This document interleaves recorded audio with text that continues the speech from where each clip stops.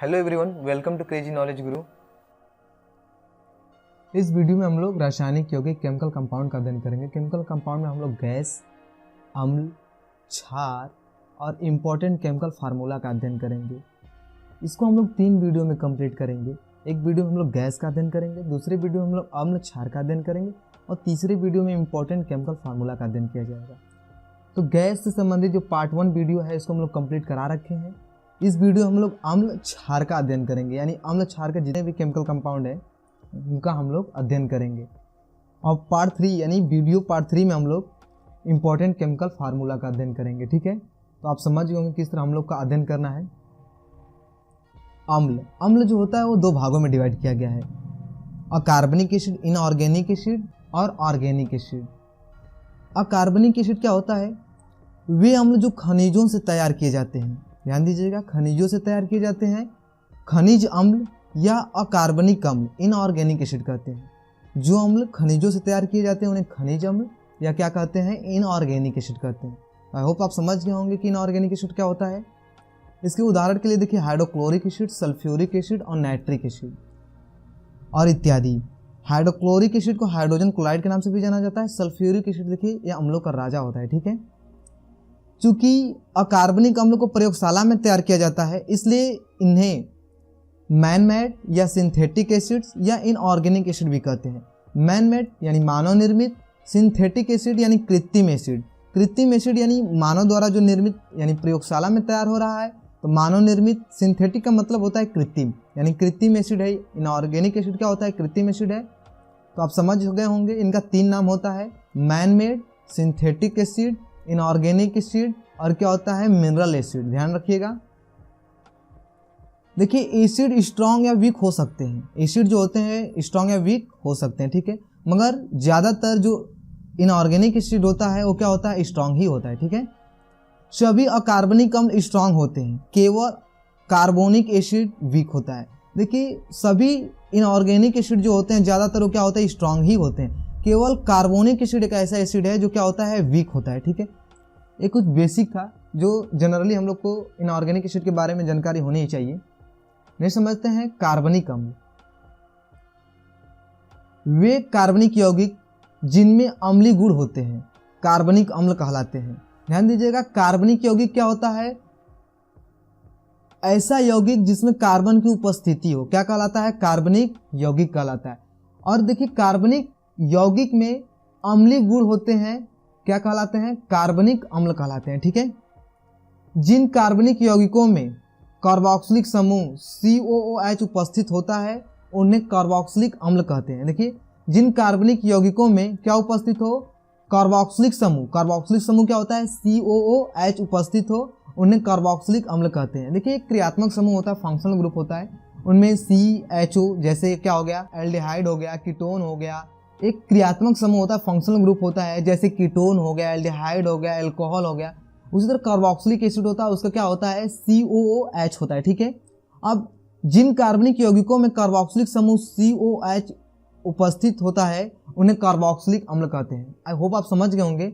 इसके लिए देखिए एग्जाम्पल क्या है, formic acid, acetic acid, lactic acid और इत्यादि। ठीक है, देखिए कार्बनिक अम्ल प्रायः फलों के रसों व प्राकृतिक स्रोतों में पाए जाते हैं।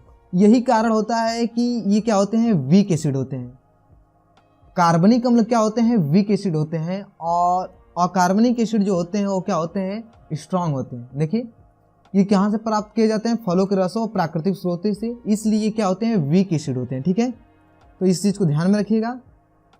सामान्य सूत्र देखिए समझा जाए अगर कार्बोक्सिलिक एसिड के लिए, तो देखिए क्या है, R क्या होता है, RC=OOH। देखिए COOH है ना, देखिए COOH। ठीक है, इसका सामान्य सूत्र है। अब आपको डाउट होगा कि हाँ R क्या है। R देखिए एल्किल ग्रुप है, क्या है, एल्किल ग्रुप है। देखिए RCOH भी लिखा जा सकता है। इसे क्या होता है, एल्किल ग्रुप होता है। यहाँ पे एल्किल में क्या, देखिए एल्किल का सूत्र आप लोग क्लास 9 में पढ़े होंगे, क्लास 9-10 में क्या है, CnH2n+1 है ना, CnH2n+1, जैसे मेथिल, एथिल, प्रोपिल या हाइड्रोजन भी हो सकता है। क्या, हाइड्रोजन भी हो सकता है। अगर हम यहाँ पे हाइड्रोजन रखें तो क्या होगा, देखिए HCOOH, फॉर्मिक एसिड हुआ कि नहीं, समझ गए होंगे, फॉर्मिक एसिड। अब देखिए अगर यहाँ पे हम लोग क्या रखें, मेथिल रखें तो क्या होगा, देखिए CH3COOH क्या हो गया, एस्टिक एसिड, आईयूपीएसी नाम क्या हो जाएगा, एथेनोइक एसिड। तो आई होप आप समझ गए होंगे। फिर भी आपको डाउट हो तो हम लोग इसको और अच्छे से क्लियर करते हैं। देखिए क्या है कार्बनिक यौगिक। कार्बनिक यौगिक क्या होता है, ऐसा यौगिक जिसमें कार्बन की उपस्थिति हो, क्या कहलाता है, कार्बनिक यौगिक कहलाता है।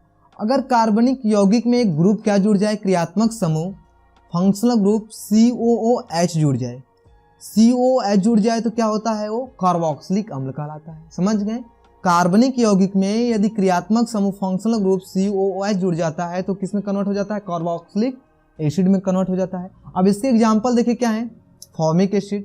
फॉर्मिक एसिड देखिए क्या है, HCOH। देखिए यहाँ पे COOH है कि नहीं, और देखिए इसको हम लोग स्ट्रक्चर के तरफ थ्रू भी समझ लेते हैं, HCOOH। ठीक है, आई होप आप समझ गए होंगे। इसको एक और नाम से भी जाना जाता है, मेथेनोइक एसिड। इसका आईयूपीएसी नाम क्या होता है, फॉर्मिक एसिड का, मेथेनोइक एसिड। कभी कभी यहाँ से भी क्वेश्चन पूछ लेता है।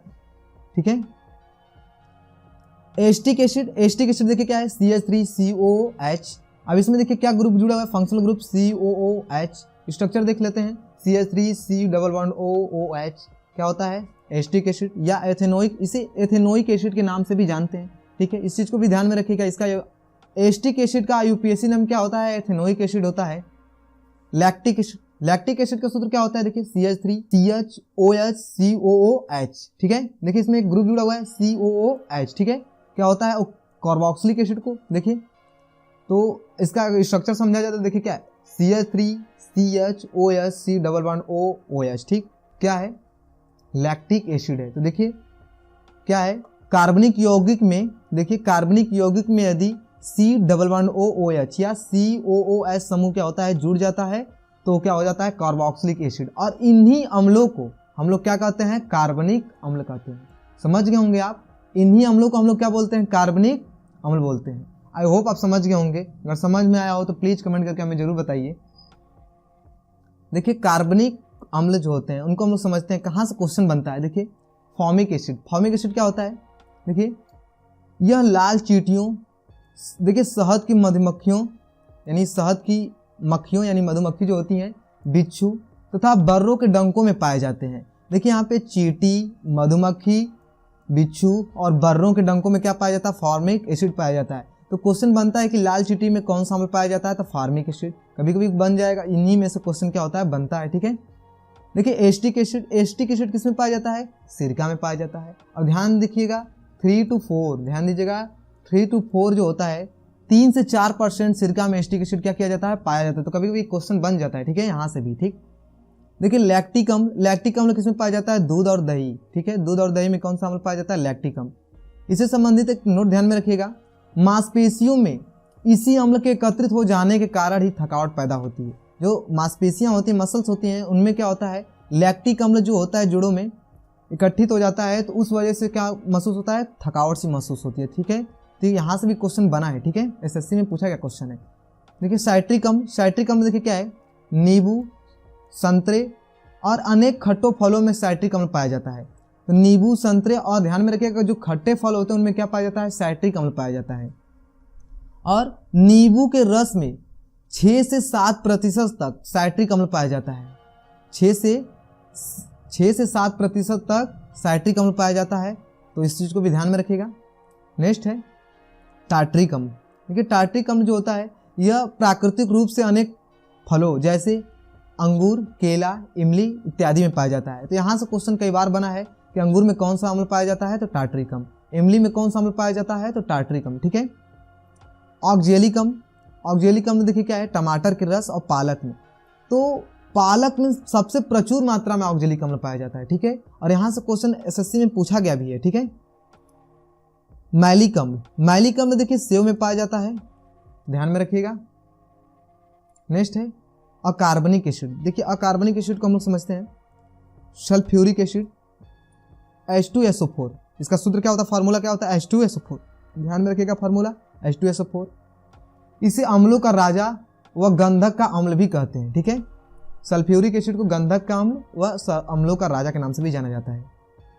नेक्स्ट है हाइड्रोक्लोरिक एसिड। हाइड्रोक्लोरिक एसिड देखिए, हाइड्रोक्लोरिक एसिड को पहले एक और नाम से जाना जाता है, क्या जाना जाता है, हाइड्रोजन क्लोराइड। ठीक है, देखिए हाइड्रोजन क्लोराइड गैस के जलीय विलयन को ही हाइड्रोक्लोरिक अम्ल कहते हैं। ठीक है, और इसे म्यूरिएटिक अम्ल के नाम से भी जानते हैं। ठीक है, तो म्यूरिएटिक अम्ल के नाम से किसे जानते हैं, तो हाइड्रोजन क्लोराइड या हाइड्रोक्लोरिक एसिड को जानते हैं। ठीक है, यहाँ से क्वेश्चन पूछा गया है। नेक्स्ट देखिए नाइट्रिक एसिड। नाइट्रिक एसिड का सूत्र क्या होता है, HNO3 होता है। ठीक है, HNO3 होता है, बिल्कुल ध्यान में रखिएगा। इसे एक्वा प्रोटिस और स्पिरिट ऑफ नाइटर भी कहते हैं। देखिए नाइट्रिक एसिड जो होता है उसका पुराना नाम एक्वा प्रोटिस और स्पिरिट ऑफ नाइटर भी है। ठीक है, फास्फोरिक एसिड, फास्फोरिक एसिड का सूत्र क्या होता है, H3PO4 होता है। अब ये बहुत इंपॉर्टेंट है, देखिए कैसे। इसका प्रयोग से जंग लगी वस्तुओं को साफ किया जाता है, क्योंकि जंग इसमें धुल जाता है। ठीक है, सबसे अच्छा अम्ल क्या होता है, जंग को साफ करने में फास्फोरिक एसिड का उपयोग किया जाता है। दंत चिकित्सक इसका उपयोग दांतों को साफ करने में करते हैं। ठीक है, नेक्स्ट है देखिए बोरिक एसिड। बोरिक एसिड का सूत्र क्या होता है, H3BO3 होता है और ये एक कीटनाशक होता है। कार्बोनिक एसिड, कार्बोनिक एसिड का सूत्र क्या होता है, H2CO3 होता है और ये सबसे वीक इनऑर्गेनिक एसिड है, ध्यान में रखिएगा। सबसे कमजोर अकार्बनिक अम्ल कौन सा है, तो है कार्बोनिक एसिड। नेक्स्ट समझते हैं क्षार। देखिए सोडियम हाइड्रोक्साइड, सोडियम हाइड्रोक्साइड का सूत्र क्या होता है, NaOH, सोडियम हाइड्रोक्साइड। ठीक, अब इसका साधारण नाम क्या होता है, तो इसका देखिए साधारण नाम जो होता है कास्टिक सोडा, कास्टिक सोडा या दाहक सोडा के नाम से भी जानते हैं। तो इस चीज को, ये इंपॉर्टेंट है, कभी कभी एग्जाम में क्वेश्चन बना है कि कास्टिक सोडा का रासायनिक नाम क्या है, तो सोडियम हाइड्रोक्साइड, या कभी कभी पूछ देगा सोडियम हाइड्रोक्साइड का अन्य नाम क्या है, तो कास्टिक सोडा है या दाहक सोडा के नाम से भी जानते हैं। नेक्स्ट है पोटेशियम हाइड्रोक्साइड। पोटेशियम हाइड्रोक्साइड का सूत्र क्या होता है, KOH, क्या होता है, KOH, और इसको हम लोग कास्टिक पोटास के नाम से भी जानते हैं। इसका साधारण नाम क्या होता है, कास्टिक पोटास। नेक्स्ट है कैल्शियम हाइड्रोक्साइड। कैल्शियम हाइड्रोक्साइड का सूत्र क्या होता है, CaOH का होल ट्वाइस होता है। ठीक है, इसको हम लोग बूझा हुआ चूना के नाम से भी जानते हैं। ठीक है, बूझा हुआ चूना, या तो इसको हम लोग सामित चूना और बूझा हुआ चूना के नाम से भी जानते हैं। देखिए लवण को समझते हैं। सोडियम क्लोराइड, सोडियम क्लोराइड का सूत्र क्या होता है, NaCl, जिसको हम लोग कहते हैं खाने का नमक। ठीक है, सोडियम कार्बोनेट, सोडियम कार्बोनेट का सूत्र क्या होता है, Na2CO3। धावन सोडा जिसको कहा जाता है, धावन सोडा का सूत्र क्या होता है, Na2CO3, और रासायनिक नाम क्या होता है, sodium carbonate. Calcium carbonate, calcium carbonate देखिए क्या होता है, चाक, चूना पत्थर, संगमरमर का सूत्र क्या होता है, CaCO3, कैल्शियम कार्बोनेट। ठीक, कैल्शियम सल्फेट, कैल्शियम सल्फेट का सूत्र क्या होता है, CaSO4, CaSO4 कैल्शियम सल्फेट। और देखिए अगर हम लोग .2H2O कर दें तो क्या प्राप्त हो जाएगा, जिप्सम। अब जिप्सम का रासायनिक नाम क्या होता है, कैल्शियम सल्फेट डाइड्रेट होता है। नेक्स्ट वीडियो में हम लोग समझेंगे कैल्शियम सल्फेट डाइड्रेट होता है यदि हम लोग क्या कर दें, .2H2O कर दें। और इसी जिप्सम को यदि हम लोग 110 डिग्री सेल्सियस पे क्या कर दें, गर्म कर दें, तो हमें POP प्राप्त हो जाएगा, प्लास्टर ऑफ पेरिस, जिसका सूत्र क्या होता है, CaSO4.12H2O होता है। नेक्स्ट वीडियो हम लोग उसको समझेंगे। अमोनियम सल्फेट, अमोनियम सल्फेट का सूत्र क्या होता है, NH4 का होल ट्वाइस SO4, इसका सूत्र ध्यान में रखिएगा।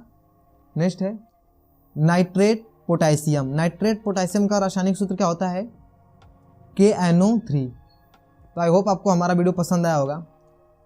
आप हमारे फेसबुक पेज को भी फॉलो कर सकते हैं, डिस्क्रिप्शन में लिंक दिया गया है। हम लोग फेसबुक पे अपने सारे नोट्स प्रोवाइड कर रखे हैं, आप वहाँ पे एक बार जरूर विजिट कीजिए। फेसबुक पे हमारे सारे नोट्स पड़े हुए हैं, तो एक बार जरूर आप विजिट कीजिए। मिलते हैं नेक्स्ट वीडियो में। See you again, God bless you, have a nice day.